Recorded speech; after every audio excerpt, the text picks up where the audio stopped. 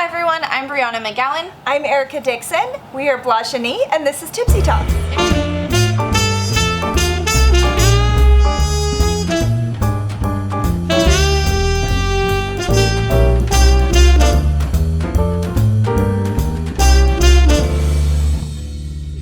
If you're joining us today on YouTube, welcome back to our channel. And if you're joining us on IGTV, thank you for the overwhelming request to be here. If you would like to view the rest of our Tipsy Talk videos, find out a little bit about who we are and what this is, they are posted on YouTube and the link is in our bio.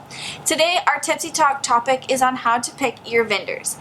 It is very stressful for brides to decide who to choose when they don't have a little guidance, so we hope to give you some today. Something that is very important when choosing your vendors is, first, if you already have your venue picked, please look at their venue contract. Do they require you to use any specific vendor, whether that be the bartender, the DJ, a coordinator?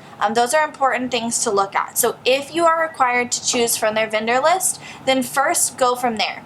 If you're not required or you haven't picked your venue yet and you're looking for a venue or other vendors, we really encourage all of our brides to, one, look at their coordinator or our vendor list. So we have a recommended vendors list, and I'm sure if you have a coordinator or any other vendor booked already, they as well have a recommended list on who to use for your vendors. So one, look at that, and two, look at reviews. It is very important for you to look at any vendor reviews that are out there. So that's Google, Facebook, Yelp, anything like that at all. Make sure you're looking at those reviews. If there's an overwhelming amount of reviews that are poor reviews, that is important to keep in mind. Don't just bypass it and think, oh, I'll take it with a grain of salt. It's not that big of a deal. You know, maybe I met the person and I really like their personality and I'm gonna go with them anyways. You might regret it at the end of your wedding day. Unless they are a family or friend or someone you just cannot imagine your day happening without, make sure you're looking at reviews and you're really taking them into consideration. Aside from reviews, make sure you are talking to your coordinator. There is a reason they have vendors on their vendor list. There's a reason they don't have some vendors on their vendor list. So it doesn't necessarily mean that if a vendor is not on the list, you can't or shouldn't use them. Maybe the coordinator just has not worked with them before, or they have worked with them before and things were great, but they typically work better with someone else, or they've noticed that something else has gone smoother with another vendor. Our vendor list consists of a bunch of vendors, but that doesn't exclude other vendors as well. Exactly. So make sure that you are talking to your coordinator, you're looking at those reviews, you are getting verbal confirmations from your friends and your family, and really taking those into consideration. Exactly. One of the things that we talk a lot about when we're booking vendors for couples is personality and style. We have worked with so many amazing vendors. There are so many wonderful vendors out there, and not everyone can possibly be on every preferred vendor list, or they'd be a mile long. We have worked with amazing talents, and there are people, when we sit with a client, that we connect with. We think, okay, this is the style wedding they're going for, this is what we're looking for, I think so-and-so will be perfect for them. They really are maybe shy in front of the camera. I think this person will bring out their personality. So we kind of pair our clients with the vendor, because a lot of the vendors that we've worked with are hit it out of the park and they're outstanding. But as Brianna said, reviews and preferred vendor lists are not something to overlook. Personalities are important. If you're picking on your own, personalities are very important, because if that's going to be somebody that you're working with throughout the whole process, or especially day of, you want to make sure that you don't feel overpowered or overwhelmed by that particular vendor, like that their voice gets more, that you have a tendency to listen to their voice over anyone else because maybe they make you nervous, or whatever it is, or they just overpower you. You want to make sure that you're working with somebody that your voice is heard over all others. So personality is incredibly important. I think one of the biggest things to look for reviews, what Brianna was saying, is your DJ.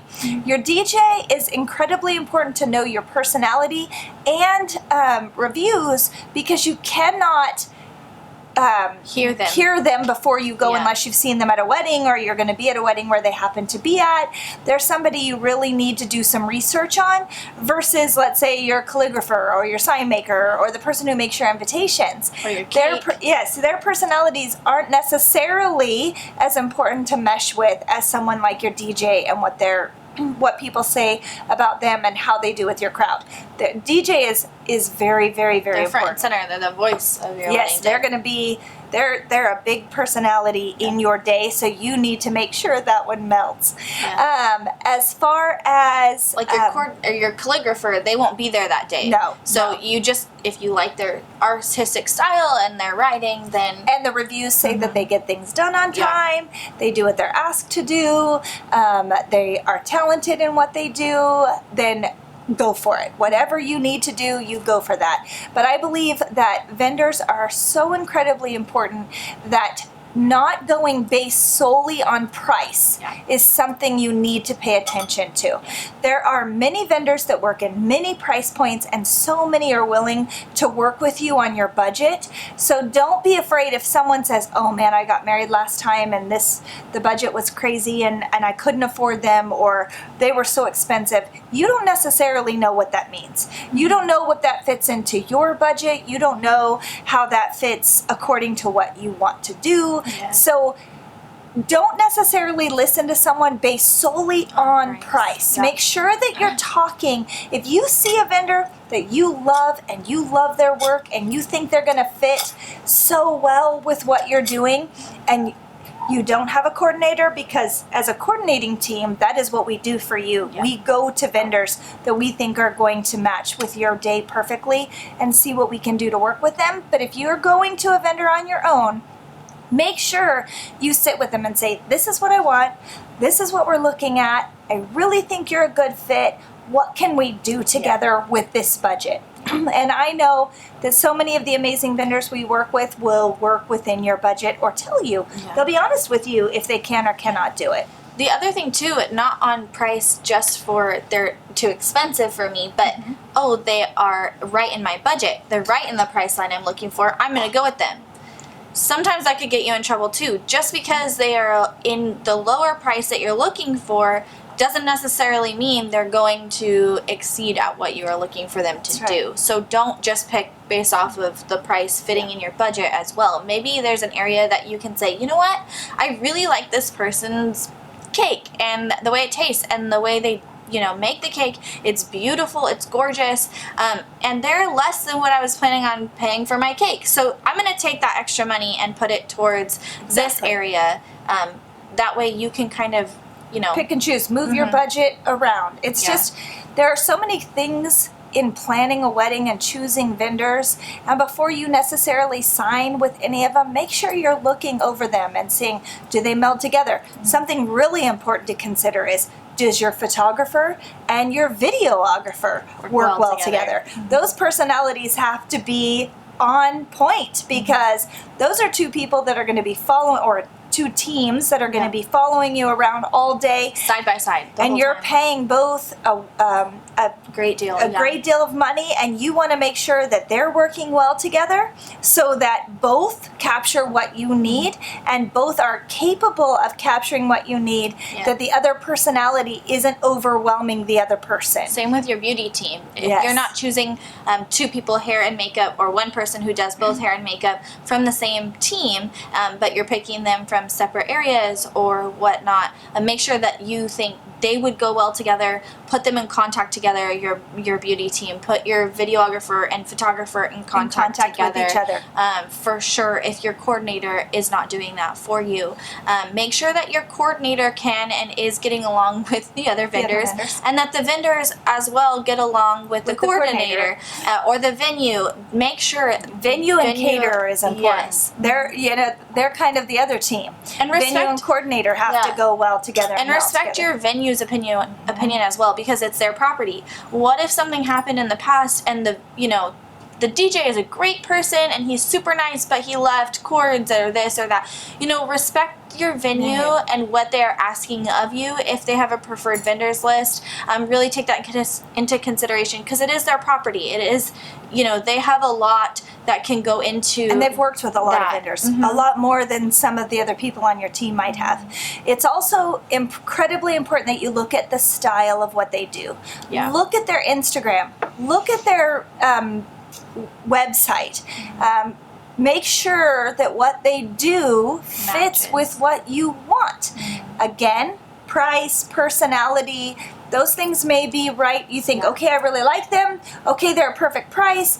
But when you compare what their work is with what you want to do, and those don't match up, you want to either go and sit down with them and have a conversation and say, this is what I want to do. Can you please give me a sample so that you know that it fits well with what you want?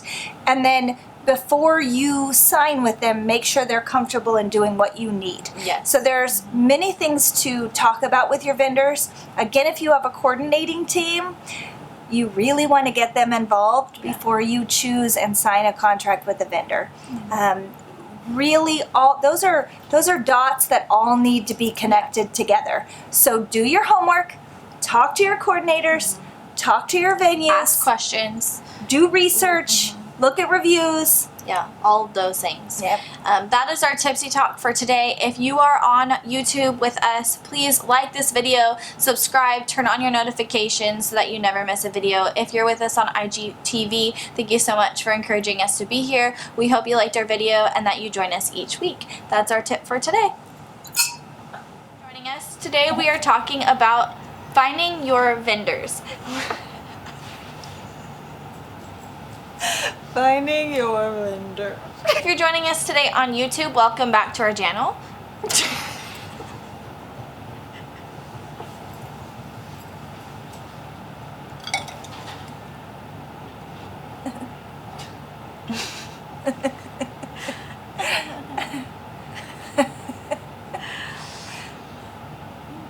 Hi, I'm Brianna McGowan.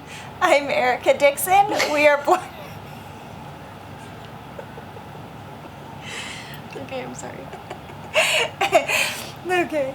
I really want chocolate right now.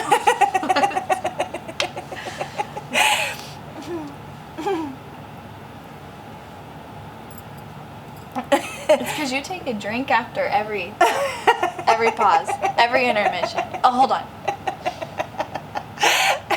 Okay. Oh, you're talking? All right.